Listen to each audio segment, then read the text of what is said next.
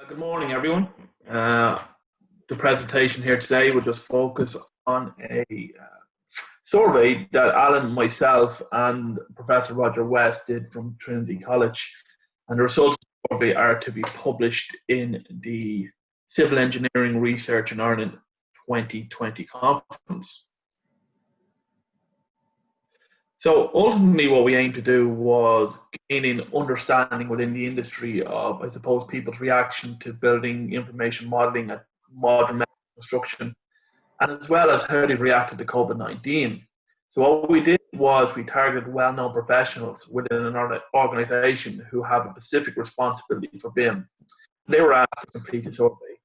And each survey target was asked not to share the survey within their organisation because we didn't want to weaken the sample, so that's to avoid repeat results from the same organisation. So we're quite satisfied that what we have here is a response from 65 different organisations.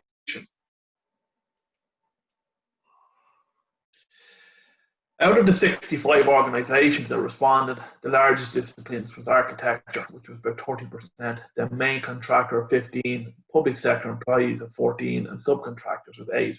Building services engineers, construction engineers constituted a further 10%. The sample consisted of building suppliers, QSs and consultants, as well as project managers. We found that the vast majority of the sample worked in the east of Ireland, 74%, with the next was within the Midlands and the Northwest.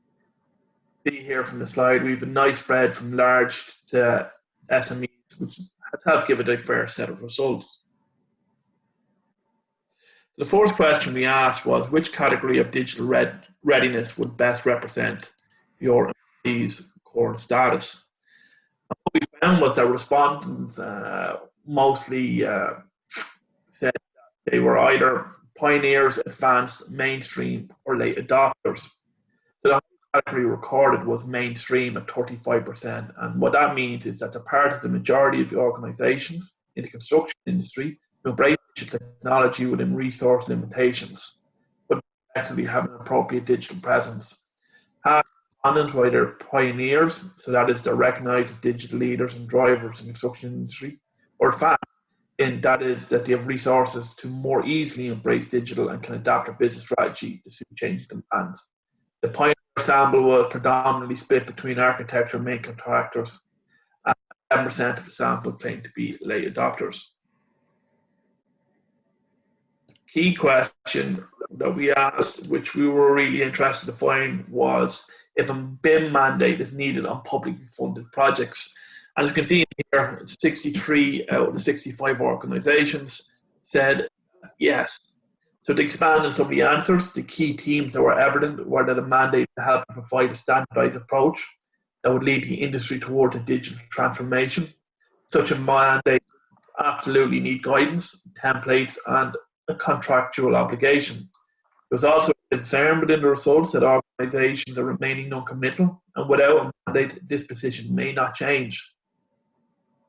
Other theme that emerged was that public sector clients have a responsibility to adopt digital technologies to meet energy and climate targets. Most were largely the view that a public sector mandate would assist in driving BIM usage through the private sector. When asked if their businesses had adopted any elements of ISO, terrifically 68% said yes. And this was an encouraging finding, as the vast majority of sample are seeking standardization within the sector and have adopted 9650 to achieve this. Despite the perceived importance of the standardization, only 32% of respondents have secured certification in recent years. So the most certifications amongst samples were BSI Kite Mark for BIM Level 2. Others included were the NSI qualification for ISO and BRM BIM Level 2 business systems. Respondents did say that the other organisations had not gained certification. Many of their fellow employees secured individual qualifications such as the RICS BIM Manager, BRE individual certification, or studying for a postgraduate qualification such as TU Dublin's MSc in Applied BIM Management. Only 16% of the sample had availed of any financial support from Enterprise Ireland under the BIM Enable or Implement programme, And more concerningly, 27% of the organisation were unaware that this funding actually existed. And we can see in here, we were asked the question was, has your business seen an increased requirement for BIM on projects, and have you been successful in securing BIM projects in the past year, with a 74% yes rate.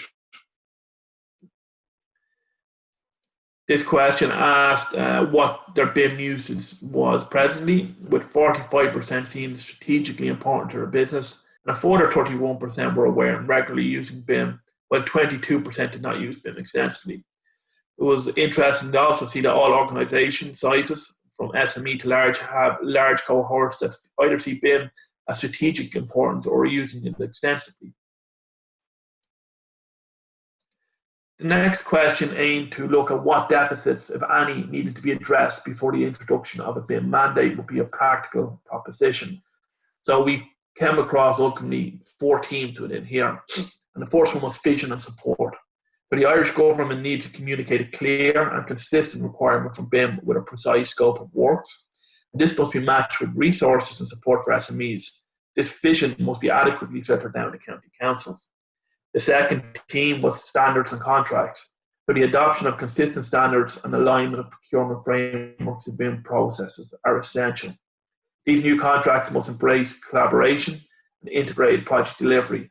Standards and guidelines should provide a focus on common data environments, asset requirements, protocols, object libraries, and exchange information requirements.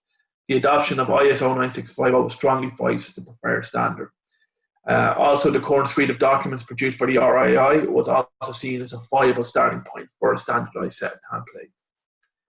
The next one was financial assistance for hardware and software. So this was quite important, and it was found that there must be a reduction in software cost or contribution towards it. The grant for hardware costs and IT infrastructure must match BIM requirements. The final theme was education and training. So the training of public bodies and BIM awareness with a focus on client requirements is vital. So there was a consensus that if clients had a better understanding of the benefits of BIM, they would be more open to promoting it on projects. So the upskilling of staff in both associated BIM software processes is meshed with a call also to empower BIM-ready staff to take a leadership role. This training will establish a greater awareness of digital workflows and design standards. And the final question we asked is COVID-19 related. And it sought to investigate if organisations' attitudes towards the importance of digital technology and BIM has changed in light of COVID-19. And what we found here in this was that a total of 62% of the sample indicated that the current crisis has increased the value of digital technologies within their organisations.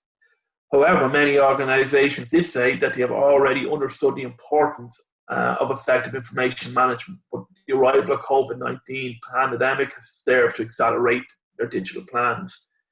Some organisations noted that all through there is an emphasis on digital technology such as virtual meeting applications, there has been no push or advance regarding BIM, as they did not see the value in it and still don't. Other organisations who are not as advanced have now experienced the introduction of technology that was previously deemed unnecessary. So upper management has witnessed how online working can enable easier remote communication with internal staff and external project participants. The BIM has helped in this regard, as it allowed the team to understand the design intent more easily compared to traditional 2D drawing communications. So they are the results of the survey, and hopefully we will in the near future release maybe a summary of these results to the database so we can